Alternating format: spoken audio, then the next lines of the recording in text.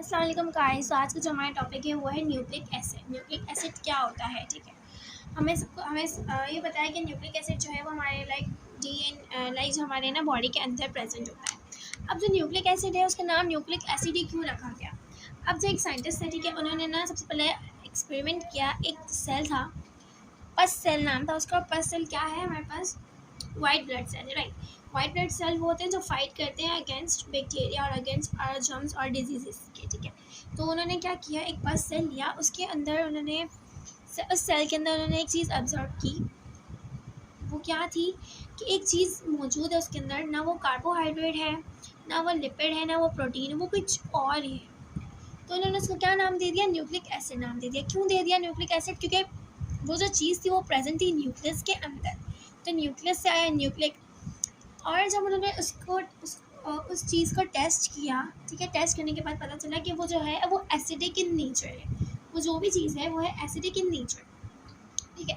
तो इसलिए साइंटिस्ट ने क्या नाम रख दिया? न्यूक्लिक एसिड नाम रख दिया उस सब्सटेंस का, राइट। अब ये होता क्या है? ये हमारी बॉडी के अंदर होता है, बॉडी के सेल्स के अंदर होता है, right. Nucleic acid are linear unbranch polymers of nucleotide.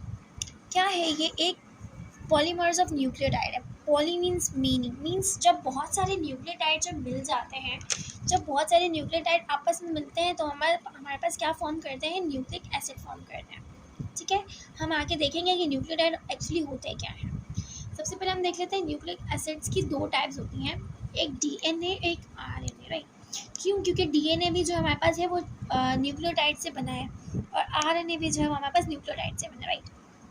DNA की फुल फॉर्म होती है डीऑक्सीराइबोन्यूक्लिक एसिड और आरएनए की होती है राइबोन्यूक्लिक एसिड। डीएनए के अंदर जो न्यूक्लियोटाइड यूज, मतलब जो न्यूक्लियोटाइड होते हैं उस न्यूक्लियोटाइड का नाम होता है डीऑक्सीराइबोन्यूक्लियोटाइड।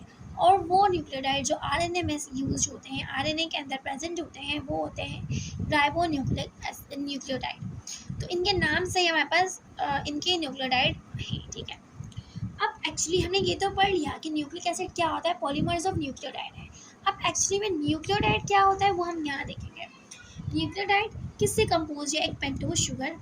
पेंट मीन्स हमारे पास 5, टोज मीन्स शुगर, मीन्स वो शुगर जिसके पास 5 कार्बन हो, राइट, वो हमारे पास पेंटोज। और हमारे पास इसका एक और नाम भी होता है राइबोज, ठीक है। पेंटोज और राइबोज शुगर, ठीक है। फॉस्फेट ग्रुप और नाइट्रोजनस बेसिस, ये तीन चीज़ें जब आपस में मिलती हैं, कंबाइन होती है, तो हमारे पास क्या बनाती है? न्यूक्लियोटाइड, एक न्यूक्लियोटाइड बनाती है, राइट। अब हम देखेंगे फर्दर, नाइट्रोजनस बेसिस भी हमारे पास दो टाइप की होती है, एक पायरीमेडाइन होती है और एक प्यूरीन होती है। अब हमने स्टार्टिंग से जब हम छोटी क्लासेस में थे हमने तब से ये पढ़ा है कि हमारे पास चार हमारे पास जो होती है नाइट्रोजनस बेसिस होती है, cytosine, adenine, thymine, guanine. But actually में हमारे पास 5 होती है। वो कैसे होती है? सबसे पहले तो ये हमारे पास दो टाइप्स है नाइट्रोजनस बेसिस की, पैरामाइडाइन और प्यूरीन। अब क्या है इनके पास? क्या होता है? पैरामाइडाइन जो है have single bond and ring, means इसका जो स्ट्रक्चर होगा वो सिंगल रिंग टाइप होगा, पर उसमें एक ही रिंग होगा। और प्यूरीन में डबल रिंग होंगे, मीन्स दो रिंग एक साथ बने होंगे, राइट। अब साइटोसिन, यूरेसिल, थाइमिन, ये जो चीज़ें हैं ये तीन हमारे पास नाइट्रोजनस बेसिस हैं जो हमारे पास पैरामाइडाइन है। क्यों? क्योंकि इनके पास एक ही रिंग होता है, ठीक है, इनके पास एक रिंग होता है। और प्यूरीन जो है हमारे पास, उनमें कौन कौन सी? एडेनिन और गुआनिन। क्यों? क्योंकि इनमें दो रिंग्स होते हैं। अब हमने स्टार्टिंग से हमने यही पढ़ा है, एडेनिन, थाइमिन, साइटोसिन, गुआनिन, ठीक है। अब ये यूरेसिल क्या है? यूरेसिल और थाइमिन, देखो डीएनए जो है उसमें हमारे पास थाइमिन नाइट्रोजनस बेसिस यूज होती है, राइट। और अगर हम आरएनए की बात करें तो आरएनए में हमारे पास यूरेसिल यूज होती है, थाइमिन वहाँ पे यूज होती है, वहाँ यूरेसिल यूज हो रही होती है। तो इसलिए हमारे पास डीएनए में जो है उसमें भी हमारे पास 4 हमारे पास नाइट्रोजनस बेसिस यूज हो रही होती है, और आरएनए में भी हमारे पास 4 नाइट्रोजनस बेसिस यूज हो रही होती है। सारी सेम होती है, सिर्फ हमारे पास यूरेसिल और थाइमिन का फर्क होता है। यूरेसिल आरएनए में यूज होती है और थाइमिन हमारे पास डीएनए में यूज होती है। जैसे कि मैंने आपको बताया कि पैरामाइड और प्यूरीन हमारे पास होते हैं, ठीक है। अब हमें इनके स्ट्रक्चर नहीं पता, ठीक है, कि वो कैसे स्ट्रक्चर के होते हैं। तभी मैं अभी आपके पास स्क्रीन पे कुछ पिक्चर शो हो रही है, ठीक है। तो साइटोसिन, यूरेसिल, थाइमिन, आप इनमें गौर करें, जो ये 3 पिक्चर्स हैं उनमें हमारे पास एक रिंग फॉर्म हो रहा है, तो इट्स मीन वो पैरामाइडाइन है, ठीक है। और अगर हम एडेनिन गुआनिन की अगर आप पिक्चर ऊपर देखिए स्क्रीन पर, तो उसमें हमारे पास दो डबल रिंग बने हुए होंगे, ठीक है, एक साथ ज्वाइन हुए हुए। तो वो हमारे पास कौन सी है, प्यूरीन है, ठीक है। तो ये हमारे पास स्ट्रक्चर है जिससे हमें पता चल रहा है कि कौन सी पैरामाइडाइन है और कौन सी प्यूरीन है। आपने पीछे पढ़ा कि हमारे पास न्यूक्लियोटाइड बना हुआ होता है नाइट्रोजनस बेसिस, पेंटोज शुगर और फॉस्फेट ग्रुप। अब फॉस्फेट ग्रुप को हम स्ट्रक्चर में कैसे लिख रहे होते हैं, ये हमारे पास पी है, ओ एच एक यहाँ पर अटैच्ड, एक यहाँ पर अटैच्ड, यहाँ पर ओ और यहाँ पर आर मीन्स हम कुछ भी, यहाँ पे CH3CH4 या कोई भी हमारे पास एलिमेंट ऐड हो सकता है, और यहाँ पे ये डबल बॉन्ड ओ है, ठीक है। ये जो हमारे पास है ये हमारे पास फॉस्फेट का हमारे पास ऐसे स्ट्रक्चर बनता है। ये स्ट्रक्चर क्यों है, क्योंकि हम आगे जाके देखेंगे कि न्यूक्लियोटाइड का स्ट्रक्चर आगे फॉर्म कैसे होता है। और ये जो है वो ribose sugar means I guess pentose sugar जो हमने पीछे पढ़ा था,